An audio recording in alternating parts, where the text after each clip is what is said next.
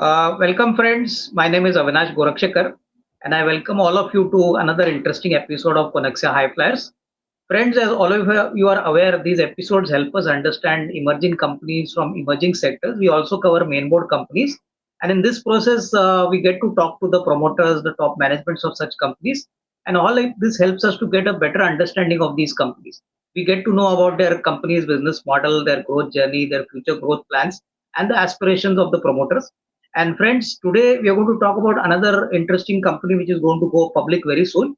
The company's name is Om Power Transmission Limited, and I have the privilege of having the promoter team, Mr. Kalpesh Dhanjibhai Patel, Chairman and Executive Director of the company. Kalpesh Bhai, बहुत बहुत धन्यवाद. And we also have Mr. Kanu Bhai Patel, who is the Managing Director of the company. Kanu Bhai, आपको भी बहुत बहुत welcome for the show. We can start now. Thank you, sir. So, first question, पहला सवाल जो मुझे पूछना है आप दोनों को, तो सर थोड़ा सा कंपनी के बिजनेस मॉडल के बारे में बताइए. हमारा मेन बिजनेस क्या है, डोमेस्टिक मार्केट में हमारी पोजीशनिंग क्या है, और सर ये धंधा हमने कब चालू किया? क्या ये एक सेकंड जनरेशन वाला धंधा है जहाँ पे आपके फादर ने शुरू किया, उसके बाद आपने कंटिन्यू किया, या आपने ही उसको शुरू किया? सर इसके बारे में कुछ बताइए. ओम पावर है वो पावर इंफ्रा के अंदर ईपीसी कंपनी है. ये फर्स्ट जनरेशन बिजनेस है, 14 साल पुरानी कंपनी है. हम दो डायरेक्टर का 30 साल से भी ज्यादा एक्सपीरियंस है. हम इंजीनियरिंग में दोनों साथ में पढ़ते थे. इंजीनियरिंग खत्म करने के बाद हम दोनों ने साथ में हाउस वायरिंग से कामकाज चालू किया था, इलेक्ट्रिफिकेशन का.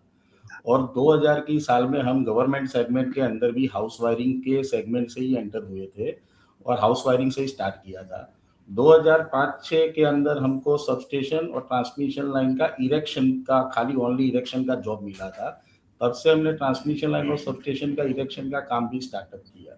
2011 से हम लोग ईपीसी बेसिस पे 400 केवी तक ट्रांसमिशन लाइन बना रहे हैं, 220 केवी तक अपना सबस्टेशन बना रहे हैं, एआईएस स्काडा.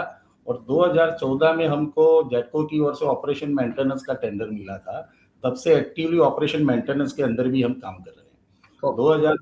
2015 में हमको केबल लेइंग का भी वो ईपीसी बेसिस पे टेंडर विन किया था और अभी 220 केवी तक केबल लेइंग का भी काम कर रहे हैं. तो हम जेटको के अंदर AA क्लास कॉन्ट्रैक्टर है और 2017 में बेस्ट ईपीसी कंपनी जेटको ने रिकॉग्नाइज भी किया था. अब तक हम 1000 kilo circuit kilometre transmission line बना चुके हैं और 11 ईपीसी बेसिस पे सबस्टेशन बना चुके हैं. हमारा स्टार्टिंग से लेके ग्रोथ है. ठीक है सर, बहुत बढ़िया. अभी बताइए सर, अभी मोटा मोटी हमारे कितने एक्टिव कस्टमर्स होंगे और हमारे की कस्टमर्स कौन से होंगे, इसके बारे में थोड़ी जानकारी दे दीजिए. सर इसमें हम ओम पावर की एक्टिव कस्टमर बात करते हैं तो बहुत सारे पीएसयू है, एज वेल एज प्राइवेट भी बहुत सारे हमारे क्लाइंट है. जेटको है, गुजरात यूटिलिटी है, बहुत सारी रिन्यूएबल कंपनी भी है, पंजाब में भी हमारा क्लाइंट है सर. ठीक है, समझ.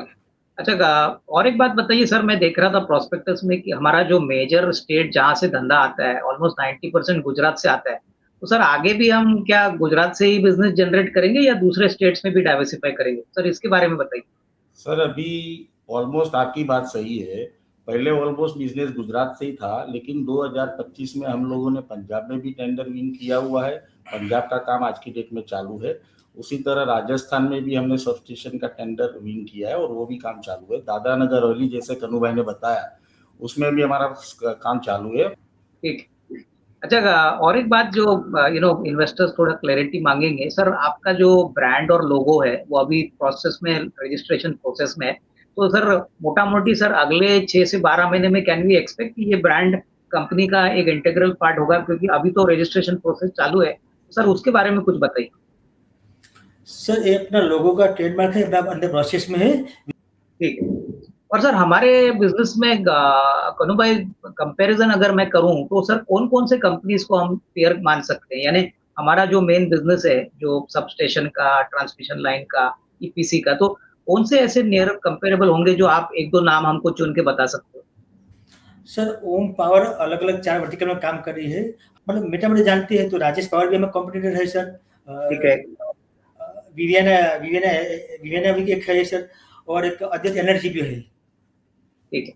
अच्छा, और एक बात मेरे को पूछनी थी जो पहले रह गई कि सर नॉर्मली हमारा जो ऑर्डर इनटेक होता है सर नॉर्मली नया कस्टमर को आने के लिए कितना टाइम लगता है? यानी आपका शायद टेंडरिंग प्रोसेस होगा कि आप टेंडर में अप्लाई करते हो, फिर बाद में आपको ऑर्डर मिलता है। तो सर नॉर्मली ऑर्डर का टाइमलाइन नॉर्मली कितना होता है? Whether it is 6 months, 1 year, sir normal timeline for completion of any project वो जरा बता दीजिए। सर ये अपना कंप्लीशन प्रोजेक्ट है, सब्जेक्ट टू वॉल्यूम पे डिपेंड्स होता है सर। हमारा मिनिमम 12 महीने। ओके, नहीं समझ गया। सर अभी थोड़ा फाइनेंशियल्स के बारे में बात करते हैं। मैं देख रहा था कि आपका जो परफॉर्मेंस है वो तो काफी स्ट्रांग है। सर एक बात बताइए सर, रेवेन्यू भी काफी अच्छा बढ़ा है, प्रॉफिट भी बहुत अच्छा बढ़ा है। सर दोनों टॉप लाइन और प्रॉफिटेबिलिटी में जो पिछले साल जो नंबर आ गया सर, इसका मेन रीजन क्या था वो जरा बताइए। हम पहले ट्रांसमिशन में हमारा कोर बिजनेस था, इसमें हमारा फोकस था, और लास्ट 2 ईयर में इसका ट्रांसमिशन के अलावा हमने अंडरग्राउंड केबल और डिस्ट्रीब्यूशन में हमने 11 के में काम चालू किया है। इसी वजह से हमारा रेवेन्यू का गेन हुआ। I think very properly sir आपने बताया। सर 9 महीने का नंबर भी बहुत बढ़िया है, जो आप बता रहे हैं वो नंबर्स में भी रिफ्लेक्ट हो रहा है। तो डेफिनेटली सर लग रहा है कि ये साल भी काफी अच्छा रहेगा आपको। सर आखिरी सवाल, जो हमारे धंधा है वो देखिए हर धंधे की जैसा कुछ तो रिस्क होता ही है, बट टिपिकली हमारे बिजनेस में सबसे बड़ा रिस्क क्या है? जब आप ऑफिस को दोनों आते हो सुबह, तो सर पहली चीज क्या आप मॉनिटर करते हो कि सब कुछ स्मूथली चल रहा है? तो सर उसके बारे में बताइए। एक तो सर हमारे ईपीसी के अंदर टाइम से प्रोजेक्ट खत्म होना वो एक बड़ा रिस्क फैक्टर है, और दूसरा जो गवर्नमेंट पॉलिसी में कोई चेंजेस आता है सडनली, तो उससे हमारे बिजनेस को रिस्क हो सकता है।